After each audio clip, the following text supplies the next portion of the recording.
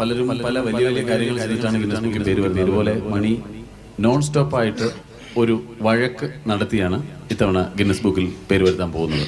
എടാ അട്ടപ്പാടി എട്ടുവീട്ടിൽ കുട്ടപ്പഞ്ചേട്ടന്റെ പട്ടിയെ മട്ടുപിടിപ്പിച്ച മട്ടുവാവി കുട്ടപ്പഞ്ചേട്ട പോട്ടെ പോട്ടജം നീണ്ട് വട്ടം തട്ടിയല്ലേ?